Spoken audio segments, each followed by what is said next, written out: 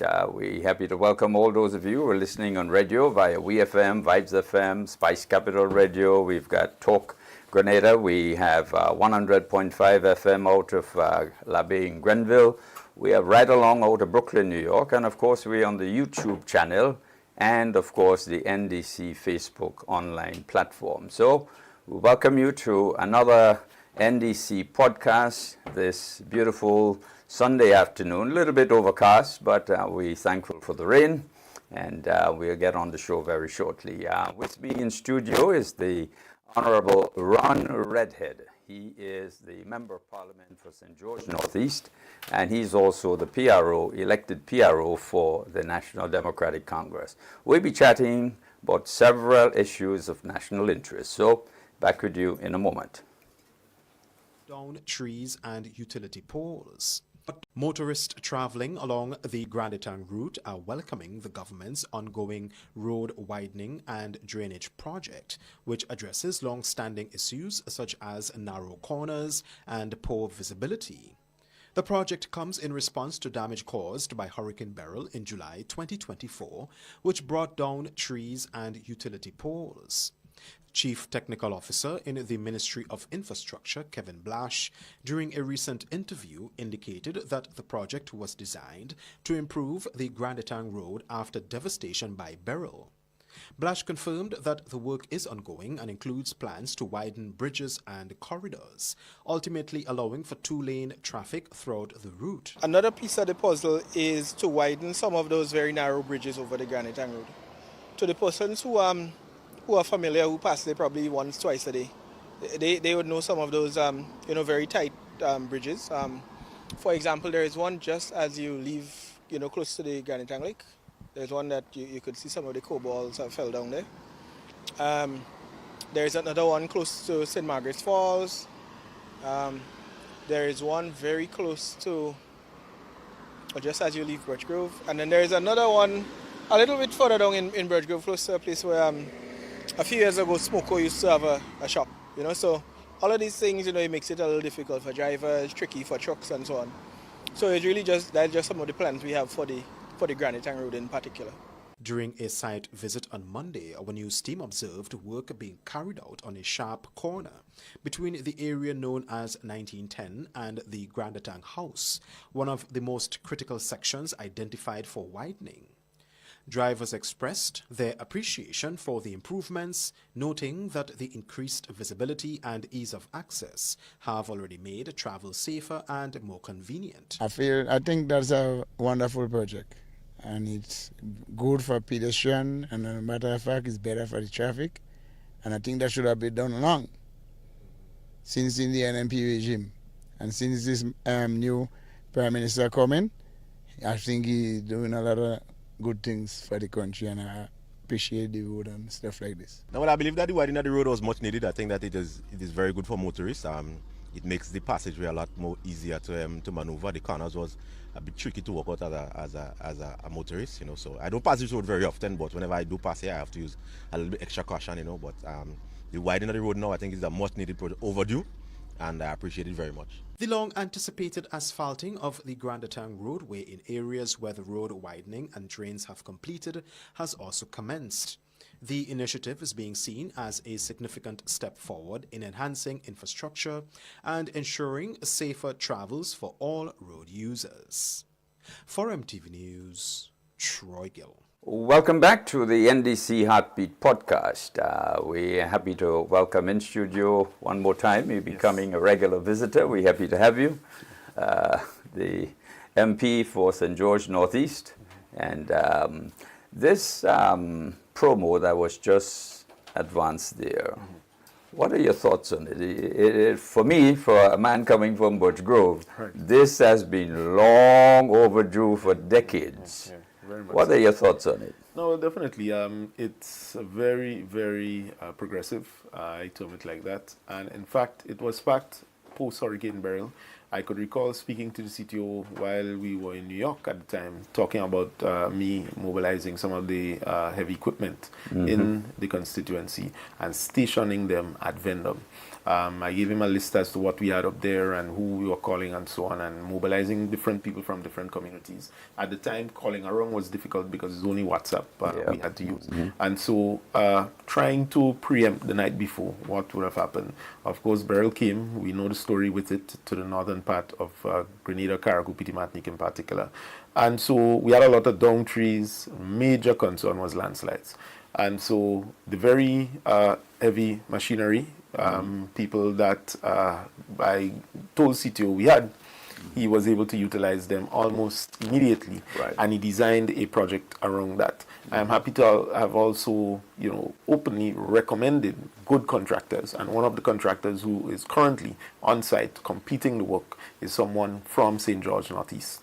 And my home village in particular, Monge. Yeah? So I'm very proud of that. And it speaks to the progressive thinking, not just of an individual, but a whole of government and the approach that is being taken. So I want to commend the CTO and the Ministry of Infrastructure in particular for this project, because it's going to be a gateway to and from St. George Northeast. As you know, we are part of the tourism belt, and the need to have free flowing of traffic and not worried about these sharp corners, landslides and so on is something that the government is certainly advancing by way of infrastructure in a genuine way. Yeah, well, I mean, this is massive. Yeah, I mean, people may not give it the attention that it deserves. But let's be honest. Yeah. Etang Road has been a treacherous journey. No, for years. For decades. For years. Yeah. And to see this kind of development taking place under 3 years of a new administration, Yes. it is really, really kudos and outstanding accomplishments, to say the least. Definitely. And the Honorable Prime Minister has maintained that, the key to development is about having a plan. So there is a reason why the road is being widened in Granite Town. Not just because we get some money and we want to do work, but because we see the strategic importance of it and the strategic importance for it to be able to enhance passage, movement of transport, people, goods. And again, speaking to the whole question and concept of tourism, in order to build out that sector even more and focus primarily on community tourism, we need better road networks to be able to advance that. And that's one way of looking at it. And then in general, an emergency fire truck can't pass up that side. And what happens if we have bushfires, God forbid, in some instance in a particular area? How do we target and treat with that? So it is visionary, and it's much more than just looking at pouring the concrete and asphalting the road. It is beyond it, and so it goes back to the point about having a plan and executing it. Yep, fantastic. I mean, this leads me therefore right into the question of the Prime Minister's initiative with financial training to his community and other communities in the future. Yeah. Tell us about that. What is the vision behind it, and how is it impacting the people in the communities? Right. Well, it goes very deep to our concept as a party. Honorable Prime Minister and political leader is leading the charge where this is concerned, but it speaks really to empowerment, and that is the main. Prime Minister, for example, believes that what is the use of the country being termed rich, right? Low GDP, debt to GDP ratio, etc., and the people are poor. That is a major challenge that we have constantly had to grapple with as a people in terms of our ability to be able to manage our own affairs. And so financial literacy, this community-based training, is really meant to empower the mind. One, to do stuff that is going to take them out of the poverty situation. Because when we talk about poverty, we miss the point as to how we need to eradicate poverty, and we have to work towards it. It is a combined effort. Yes, giving the windows, giving the seed, giving the other benefits that, the social benefits that is present is a good thing, because there are always people, Terry, who cannot fend for themselves. And there is somewhat of an obligation by the state to, in sense, provide an opportunity for that group. However, the goal must not be to service poverty for all the rest of your life. We have to Get out of we it. have to get out of it. And so the key thing is the mindset. So financial intelligence, the concept, the vision behind that is about how do we empower that mind to which understands that, well, my mom grew up in poverty, I inherited poverty, and therefore I might be doomed for poverty. It is meant to tell you that you can come out, because education is not just about knowing, it is knowing how to utilize it. So really the training is going to empower people to be able to assess their own situation.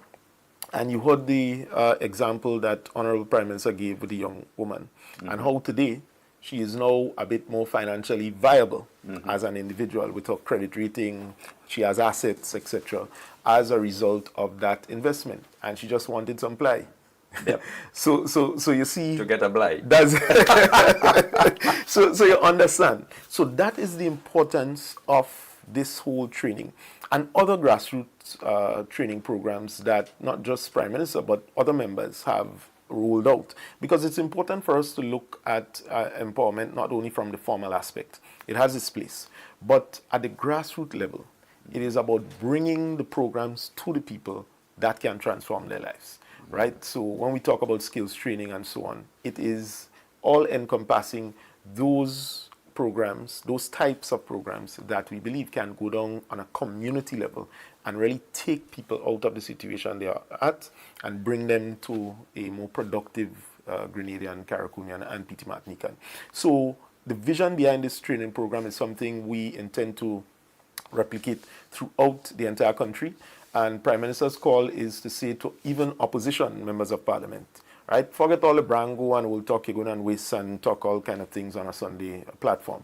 Let us utilize the resources of the state to help build our people. They should come on board with something like that. So my charge to the honourable member for the tongue of St. George, right? Let's move in that direction. Join the government. All right, sounds good. Well, the next session takes place at the Vincent's Community Center. That's correct. On Thursday the 29th. That's correct. Starting from 9 through to 2 p.m. That's correct.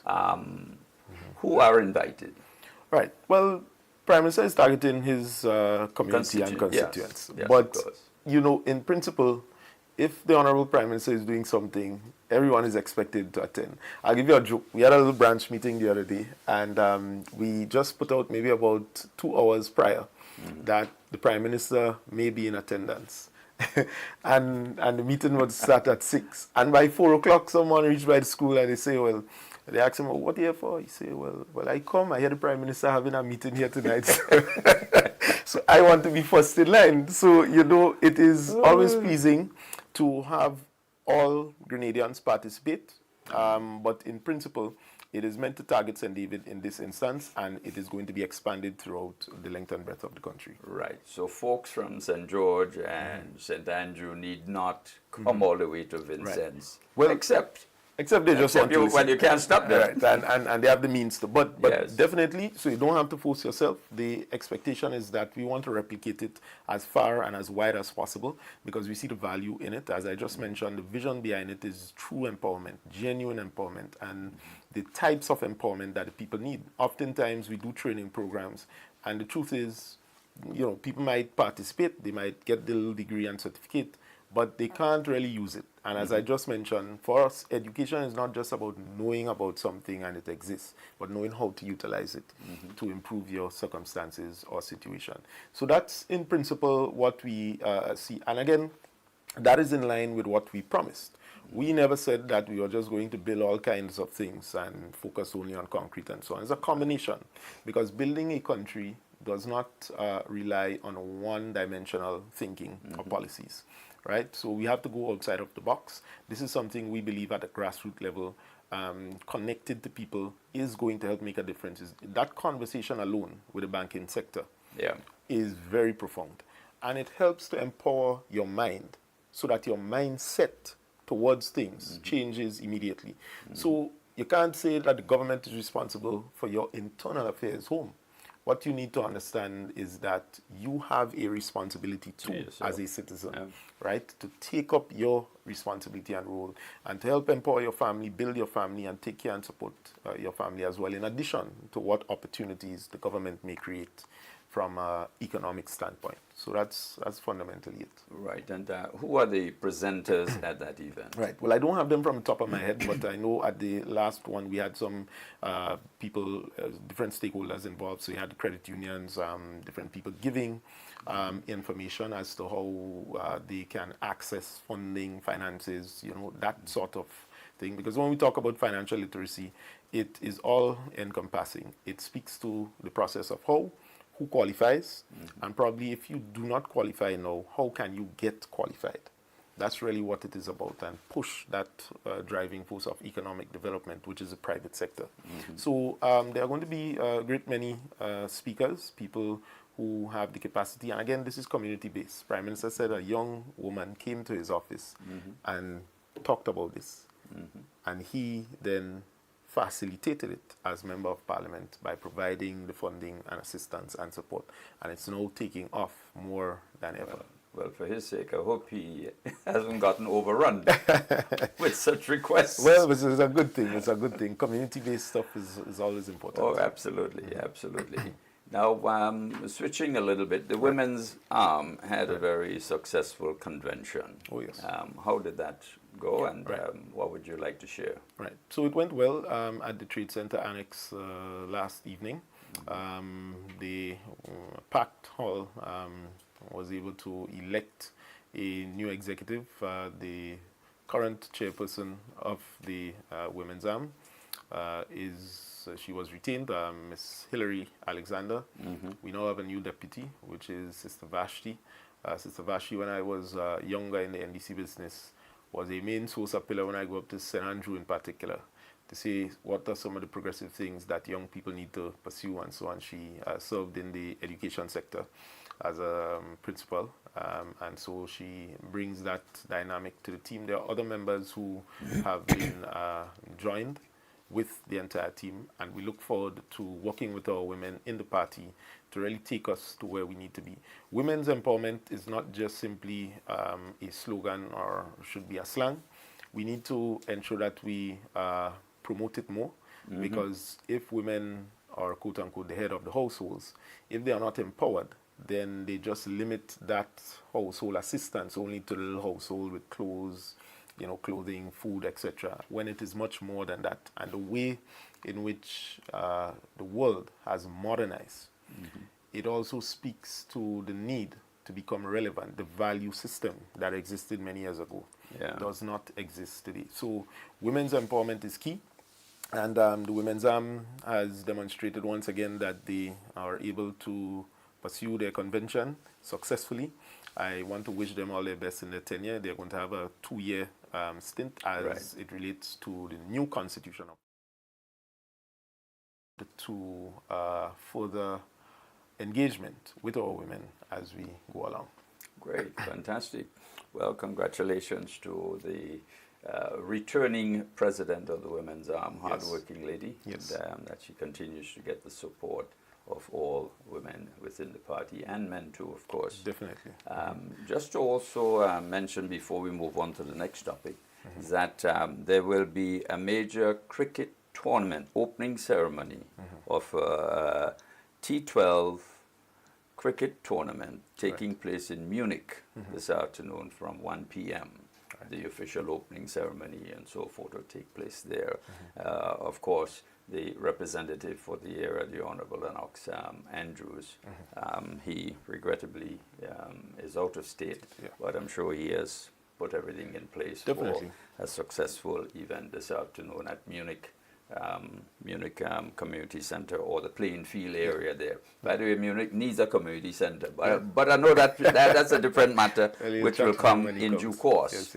But so all cricket enthusiasts are invited to come on out to the Munich playing field this afternoon to witness the official start of this event. So we want to delve into housing. There have been a lot of talk here and there regarding housing. How are we doing with this, and what would you like to share? Right.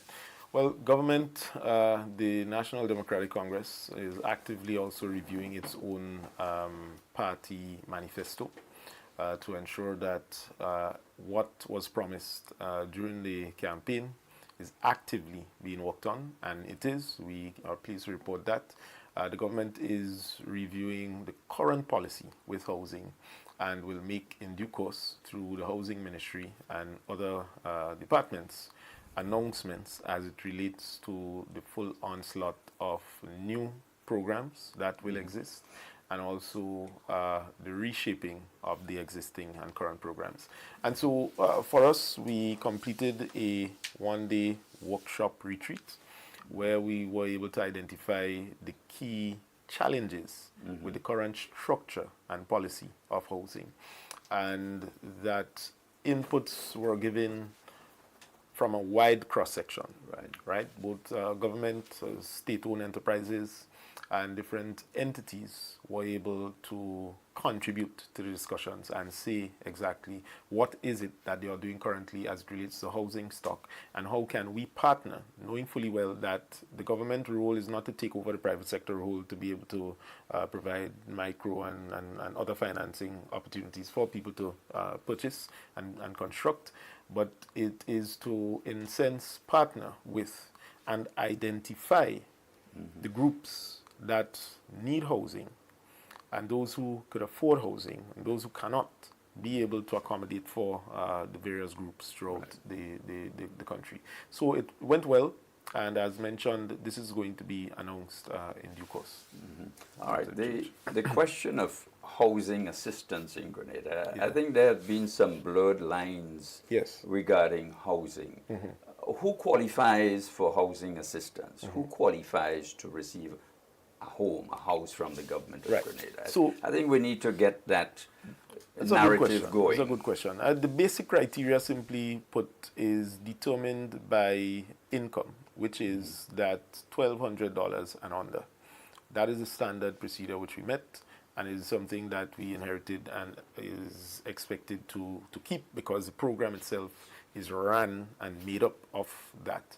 One of the things that we discovered when we came in, which we ought to have changed, and is going to be changed over time, is that the question of income must not be a blanket one, because you see, your income could say $1,200 on paper, but your disposable income, your ability to buy food, buy grocery, to pay bills, and to do other things is largely impacted by external forces in terms of cost, cost of living, these other variables.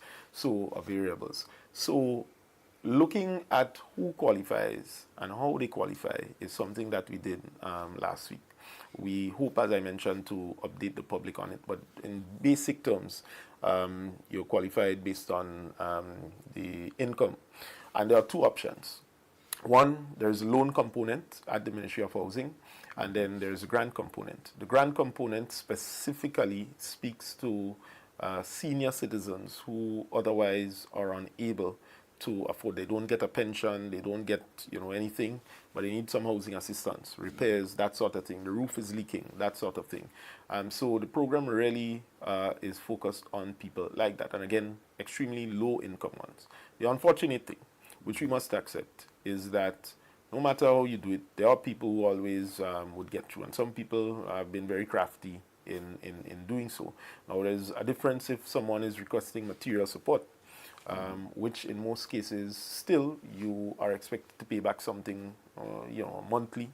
I don't want to announce the figure. I think the ministry is going to do that in its revised publication, but the need for us to understand who qualifies is important, because that will help to limit the, in some cases, large number of requests. And primarily, the government increased its support post-Hurricane Beryl, because the truth is, while the north of the islands got damaged, there are places down in the south that people with weak housing infrastructure, they got impacted. The winds were not as strong, so therefore they wouldn't be under what you term them Category 1, Category 2, Category 3 damage in terms of the assessment. But they need a little help because the roof is now leaking, right? So the government did increase that support. In fact, last year, a total of 1,329 homes were built by the Ministry of Housing, and that data is available. Prior to that, we had about 800 and something, right, per year, so 2023. And so since we came into office, the number of homes that were being assisted by the government of Grenada has exponentially increased. And I want to place that on record to let people understand that when people say that we're not helping anyone, it is very far from the truth. The data, the information in the ministry suggests totally otherwise. And so, while on one hand, we believe that we have a responsibility to help, the message is that we collectively must come together to make this into a more genuine program that is targeting the people who need, and so government or NGOs, whoever is responsible, can compensate for filling that gap. But the people who otherwise would have resources and wants to invest privately, that there are options both from a PPP standpoint, private-public partnership between government of Grenada and other private sector entities, and the housing authority. Right. So it's important. I mean, there are other aspects to this whole housing thing, because when you look at other instances, the Lac Alone situation, the Mount Rush situation, and I want to share this message here. The lands that this Mount Rush site is on, it cannot be divested to anyone simply because the housing authority does not own it. Oh. And the lease is getting ready to be up. Wow. Yeah, so you know, when people say, these are problems that we inherited and therefore have to fix them. So it is not just give a man a land just like that, because there may be legal implications that in the future may come back to bite you. So in the Lac Alone situation, in some instances, $5,000, $7,000 people are being asked to pay for the property, right? And that is for the land. The house, you have to pay for that. But the land, so that you secure the ownership, there will be legal fees and so on behind to create, develop the deeds, etc., that has to be compensated for. And therefore, if you have gotten free housing for all these years, you know, as we just had the conversation earlier on, must see your duty and responsibility now to say, you know what, I want to be able to put some skin in the game and say, I purchased this from the government. They were selling it at a highly concessional rate. So, forget all the noise that you're hearing about it. I wouldn't worry too much about the person that the holding leader appointed as chief whip to try to, stir up some kind of imbalance. I think what we need to do as a people is focus on what is making sense from the nonsense. And clearly, anybody who's telling you that the government must give you this for free and they didn't do it for 40 plus years, they're taking you for a ride. So let's focus, let's remain steadfast to the task, and I am certain that people are going to come around to the sensible solution. And the purchasing arrangement, the mortgage facilities where individuals can raise. Yes. And there are some of the financial institutions, I know Coop Bank is on board with the Housing Authority. I know Ariza is also on board. So in other words, the discussion, Terry, could be had. Nobody is saying that you have to go, hard and fast and you won't get help and so on. You see, that defeatist approach is what we want to encourage people to come out of. That's why we're having the financial literacy. So in time, my encouragement to all the residents of Lac Alone, attend the Vincent's Financial Intelligence Workshop. That's on Thursday. That's on Thursday. At 9 a.m. It's going to help. Yeah. Don't listen to them say and hearsay. Spend the time empowering yourself. Yeah. What is important is that they need to understand that when they own the land now, they get a title deed and that with equity a will building on it. Right, but here it is. Remember, you're purchasing at a concessionary rate. So therefore, what you would actually own is going to be the value is going to be higher, because it also has a property on it, etc., than what you're spending to own it. Yeah, so I mean, look at it in this manner. What you have presently, you cannot take that title because you don't have one. That's the point. To a bank to raise capital. That's the point. When you do invest in the land and you pay that, which is a highly concessionary rate, you then have a title deed for the land, and of course the building is on the land. Your value automatically overnight shoots up. Correct. Land appreciates. So you're paying $5,000 for a piece of land and a building on it for $150,000. So when the value is calculated at the end of the day, you have a value asset of $155,000, but what you owe in the bank is $5,000. That's the point. You know, so if these folks in Lackalome don't want to understand that this is a gift, a great opportunity for them, well, I don't know what is. And the principle I want to set is that nothing in life is free, right? We could either pretend and be hypocrites and tell Grenadians that the government of Grenada could take taxpayers' money and give everybody free. But nothing in life is free. And therefore, I grew up with my grandmother. We used to go in her property in Pedmota and pick up clove and nutmeg and so on growing up. She had a sheep morning. I go and tie that sheep and fight up with sheep, tie up in bush and all these other things. So I understand that principle as it relates to seriousness, hard work, dedication to achieve something. Yep. And so oftentimes they say when you give someone something and it comes easy, they do not value it. And so what we want to do is just more than talking about transforming. We need to do it in a manner that instills the discipline, for example, to get people to understand that you have to take some responsibility. The country, yes, is run through the government system, but it is the citizens, not just that have the voting power, but could make the difference and empower themselves. That's great, fantastic. Well, when we come back, we'll take a short break, and when we come back, we want to talk about some of the other accomplishments of the NDC government while in office under 3 years. Yes. So back with you in a moment, and chatting with MP for St. George Northeast, the Honourable Ron Redhead. Back in a moment.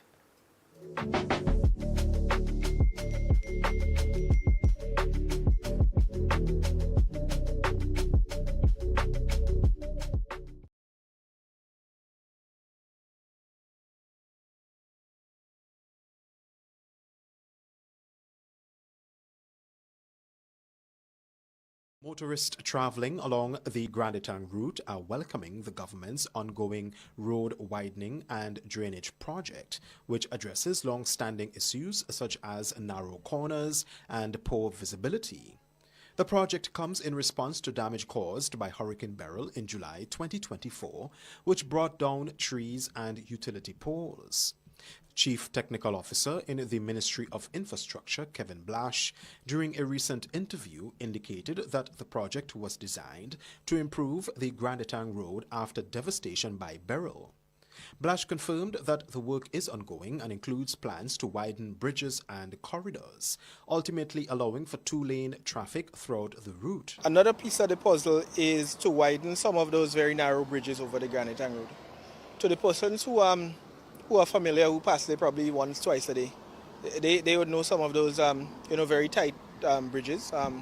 For example, there is one just as you leave close to the Grand Etang Lake. There's one that you could see some of the cobalts have fell down there. There's another one close to St. Margaret's Falls. There is one very close to, or just as you leave Birch Grove. And then there's another one a little bit further down in Birch Grove, close to a place where a few years ago Smoko used to have a shop. So all of these things, it makes it a little difficult for drivers, tricky for trucks and so on. So it's really that's just some of the plans we have for the Grand Etang Road in particular. During a site visit on Monday, our news team observed work being carried out on a sharp corner between the area known as 1910 and the Grand Etang House, one of the most critical sections identified for widening. Drivers expressed their appreciation for the improvements, noting that the increased visibility and ease of access have already made travel safer and more convenient. I think that's a wonderful project, and it's good for pedestrians, and as a matter of fact, it's better for the traffic, and I think that should have been done long since in the NMP regime, and since this new Prime Minister coming, I think he's doing a lot of good things for the country, and I appreciate the road and stuff like this. Now, well, I believe that the widening of the road was much needed. I think that it is very good for motorists. It makes the passageway a lot more easier to maneuver. The corners was a bit tricky to walk out as a motorist, So I don't pass this road very often, but whenever I do pass here, I have to use a little bit extra caution, But the widening of the road now, I think, is a much needed project, overdue, and I appreciate it very much. The long-anticipated asphalting of the Grand Etang roadway in areas where the road widening and drains have completed has also commenced. The initiative is being seen as a significant step forward in enhancing infrastructure and ensuring safer travels for all road users. For MTV News, Troy Gill. Welcome back to the NDC Heartbeat podcast. In studio with me is the Honorable Ron Redhead, the Parliamentary Representative for St. George Northeast and PRO for the National Democratic Congress. When we went on the break, we were chatting about the upcoming town hall. You want to just enlighten us on this? Right. So we have an upcoming town hall. Again, I think it's the third one, stand to be corrected, at St. Mark's Secondary School. The theme is Project Polaris and other government ministries updates. We have Ministry of Health is going to give updates on its planned upgrades to medical stations. Right. That review is currently ongoing, and some have already been completed, and work should commence soon on them. You have the Ministry of Education. Christian Academy is currently being constructed. The SDA, Seventh-day Adventist School in St. George, my old alma mater, primary school, that is being renovated as well. There's some upgrade and expansion work taking there. And the several schools which we announced during the budget, all, if not everyone at this moment, is either starting or already commenced. So things are happening, Terry, and we want to update the nation, so to speak, on that. And we're going to St. Mark at 6 p.m., St. Mark Secondary School. And that's this Wednesday coming? This Wednesday coming. Fantastic. So St. Mark, look out, 6 p.m. This is your opportunity to engage. Yes. Fantastic. And while on the matter of schools and so forth, I want to hail out to the diaspora to remind them to support their alma maters. Yes. Be it primary schools, be it secondary schools, whatever schools. Well, they do. They do. I think it's just sometimes a little difficult to make the connection, but they do. They do, and they try very hard. They try very hard. Yeah, we have several individuals out there assisting significantly. Some persons have adopted schools and working very closely with principals, etc. So we encourage more of this, and let's see how we can change mindsets and bring our educational level to another platform. Correct. Great. So we're going to be taking some calls at this time. It's 423-3104. 423-3104 in case you wish to pose any questions or you wish to make a comment. 423-3104. So we touched on the issue of the several accomplishments by this administration under 3 years. I think it's important that we remind the public of some of these accomplishments. There's one just recently with the airport opening and clarify the statement which was made. It's so unfortunate. So unfortunate. But it needs clarification when things are not clarified. People form their own crazy opinions. So the floor is yours. All right. Well, it's something that is often out of our hands to tell people exactly what to do. What we would encourage people is listen less to nonsense, focus on truth and facts. The airport upgrade the project itself was completed and was officially handed over to the government of Grenada. And so, Honorable Prime Minister, certainly in his speech, gave the public the info that this is a project that was inherited naturally, and we didn't hide anything about it. I think we were critical as an opposition in the past about it, because knowing fully well the administration then, in terms of the secrecy, oil and gas, the sale of Grand Lake, all these things comes to mind. And so whenever one would see that sort of thing, you know, sometimes you get a little concern. And so any information that we have shared in the past certainly was out of concern, was never meant to disrespect anyone, and that is why today we didn't come in and halt the project and so on. In fact, there were several bottlenecks with this project when we came in, several, right? And what the government of Grenada did was to say, take it, strip it in terms of what is currently being done now, where we need to go, and remove all of the bottlenecks. So there were several occasions when the team at the MBIA, who were responsible for monitoring the project, came and presented to the Cabinet of Grenada. And so when we just got into office. And so these were some of the burdens that were laid at our feet to be able to resolve for Grenadians, not party. And so it was quite unfortunate when we would hear the holding leader of the NNP making statements and writing a release. Hopefully they didn't waste paper to do that. But writing a release to say hypocrisy and all these other things. I mean, the fact remains that the Monkuma Road, the former administration started it. It might have been about 50%. When we came in, we removed all of the bottlenecks and got that project done. I personally met with the village and community after the general election on 2 occasions to be able to resolve this, because members had problems with, people with the dust, etc., land issues and so on. Right now, you don't hear much about it simply because we worked with the community and the contractor to diffuse the majority. Now, there are some still challenges in terms of the excavation work that was done, the manner, the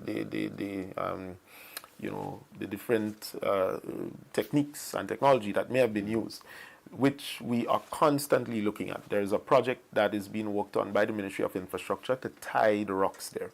So the point is, Terry, in all of the instances where we inherited projects, I personally said thank you to the former administration for going ahead with it, right? But the point is, you can say thanks, but you also need to speak the truth as to what you inherited and why we had to fix the majority of these things. And so it's not something that we see that we need to boast. NDC administration is in office, but we don't believe that just attributing projects to party alone is sufficient. You know, we need to work. Great. Thank you very much. We have a caller online. Good afternoon. Good afternoon. Good afternoon. Ron, are you on here? Are you on here? Yes, Yes, we are. we hear you now. Yeah. When you see the thing about the addition, you all have some fun. That's the legal thing last time. Yeah. We didn't hear that too clearly. She was speaking about the Women's Armed Convention, I think. Yeah. Are you there, or did we lose you? Oh, I'm sorry. We seem to have lost that call. 423-3104. Yes, so you were... So major infrastructure projects that we are completing, in some instances 30% completed and so on, we are happy to get them off the ground. There is one in particular which we are very proud of, and that is the Windward Fish Market in Karakou. This was a project started from scratch and has been completed by the government of Grenada.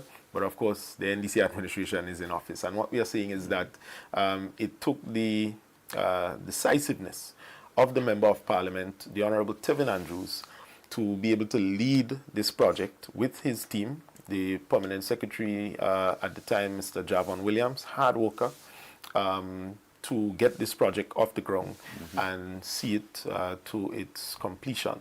And so what we are saying is these are the things. Don't start a project since Timbuktu and then now, years after, when the project probably should have finished already, you're coming now to beat chest to take praise. This is not about taking praises, Terry. This is about doing the work.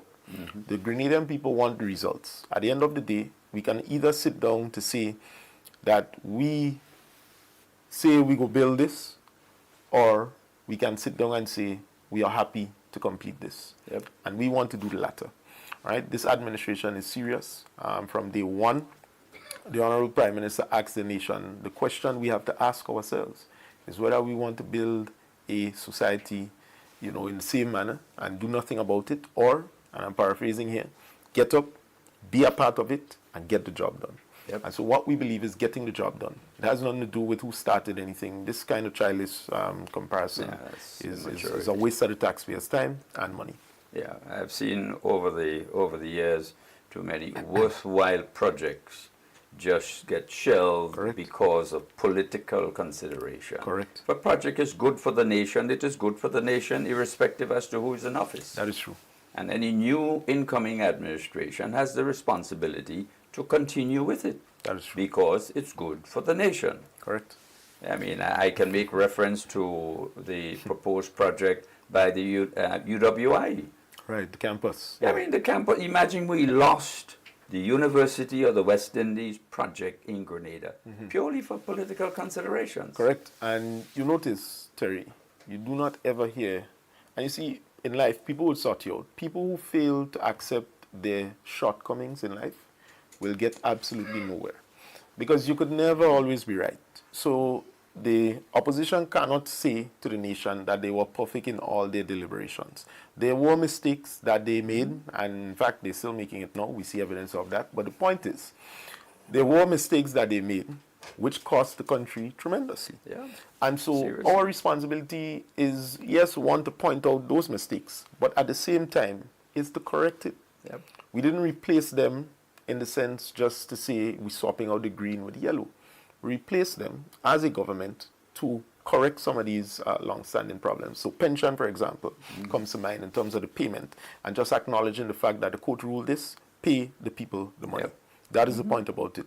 Don't worry about all these shenanigans. And going forward, what we are doing is now ensuring that there is pension reform, so that the dependence upon taxpayers to pay a mass size of public servants would not be heavily laden on the taxpayers. Because the IMF, the World Bank, they all deem pension payments in its current form, if left unchecked, and being a spending an obligation by the taxpayer, would do a significant blow to our revenue base. And therefore, what we did was to reform the pension scheme and to have a contributory pension scheme. That is something that is not only fixing the pension, the existing pension that existed for many years. While we are paying that with the established public servants, those who are coming on after the legislation was passed, we are putting them in a contributory pension scheme. This has more merit, and in particular for sustainability. So it's important when we talk about why we do something, what we are doing it for, and explain to the nation exactly how we anticipate the outcome to be. Because we need to stop focusing on who we like somebody and who, all these personal trivial stuff. If we keep our mind trivial, our development is going to be trivial. Absolutely. Our progress is going to be stymied because we're talking about smaller things when there are actually bigger things that we could achieve. So that's what we want to continue to encourage people. Absolutely. And I think it's important that comparative analysis be done of what existed under the old pension regulations and what is now being proposed. No, well, one is done. DPA, the Department of Public Administration, they have all the information. Permanent Secretary Ms. Lindona Marshall has done the majority of the work, her and her team, to be able to present to Cabinet on multiple occasions the variances between what existed prior and what we have introduced only recently. And the key to this, again, we're talking sustainability. In anything that we do, when we talk about the environment, we try to promote sustainability. So even in some of the housing programs, we need sustainability. That's why we're reviewing the policy and coming up with a new policy to make it clear those who are applicable and those who do not fall under this category of assistance, where they can get the help and advice that they need. Okay. Well, the number is 423-3104 in case you have a comment or wish to ask a question on this platform here today. So the Prime Minister's DM meet with PM. Yes. That is taking on a life of its own. Yes, and man, yes, the man. traction is massive. Yeah. Well, it's ironic. Some may say, well, he has a green thumb to these things. But in this instance, I think Honorable Prime Minister continues to demonstrate a certain measure of people's, people look towards him for that inspiration. And it's critical, Terry, because, in life sometimes you might be going through whatever difficulty, but sometimes when you hear good leaders speak and they give you sound advice, you can then take that advice and turn whatever idea or dream you had into a multi-million-dollar project or some kind of success story that many can share. And I was very pleased to see that visit in Cow Hill. St. Mark is a constituency that has been represented by the opposition for, I think I lose count, but it's certainly older than me. Right, now I'm 33. So the point is, having represented that community all the days of my life and seeing the level of development that is still required, in the sense that, Terry, if we were serious and we say we care for people, or they said that they cared for people, we should have seen some measure of transformation between that long span of time. And that's why when people try to compare 3 years, well, we're not even 3 years yet. June 23rd, 2025 is going to make us 3 years. When people compare 3 years to what existed prior, they certainly continue to just show just how low some people are. Because, you see, and this is not arrogance, we have to be honest as a society. In order to fix anything, we must confront the truth. And when you look at that visit, the Prime Minister sat in the chair, listened to the caller, didn't try to criticize and say, well, we can't fix everything, we can't think. Said we'll try. And so the visit, I know, was very meaningful because it shows to us and the nation that even within the communities that the opposition represented for so long, when they talk about this person used to get help and so on, the help was really just aggrandizement to try and get you to keep voting for a particular party. I like to call it, they were just servicing poverty. They were not alleviating it because they know that if they alleviate it, if they build the roads, if they empower people, and people now have some measure of improvement in the quality of life that they experience, they are going to take themselves to the higher level. They wouldn't be able to fool them and tell them, you have to vote for me. If a man gets his education, he have his master's, bachelor's, doctorate, you can't come and tell that man that vote for me, otherwise I take away the road work. Because he could then go and get a job on his own or her own. And so that empowerment, or measure of empowerment, was really lacking. So that visit to Cow Hill, I didn't even know such a name of a road existed. So I learned something as well in St. Mark. So I'm waiting to go and visit and look at the transformation before and after. I would really like to see how it goes. And Honorable Prime Minister has given his commitment, working along with Senator Quince Britton, to see that become a reality for the people of Cow Hill. Well, that's great. That's great. Let me just plug in here. Yes. Yesterday evening, last night, Right. this comment that Prime Minister makes from time to time is really, really resonating. The race is not for the swift, but to those who can endure to the end. That is true. That is true. That is true. That Take is it how you wish. Yes, yes, yes. Very important. But it Very speaks important. to tenacity. Yes. It speaks to strength. Yeah. It speaks to longevity. Correct. And I want to use that opportunity probably to commend all of the members of Parliament and, government ministers who we term from a party standpoint as caretakers and so on, for their hard work and dedication in the last 3 years. You know, Terry, it's not easy for someone to have complete change a day prior to now becoming a member of Parliament and a government minister in 48 or how much hours, and having to now increase what you used to give out when you were just ordinary citizen, etc. It's never easy, it's a great change. And then the mind, your family, your community, it undergoes a certain metamorphosis, which, in my humble opinion, not everyone would be able to adequately transition. And so far, we have been doing a good job. And if nobody can tell us that, I want to take the opportunity as Public Relations Officer of the party to say the last 3 years, it has been challenging, but we are up to the task and we are batting and fighting a good fight for the people of Grenada, Carriacou, and Petit Martin. Absolutely sure indeed. And it is now part of the responsibility of the communities to help the representative. Yeah. Let's work together. together. Whatever shortcomings and let's so work forth. together.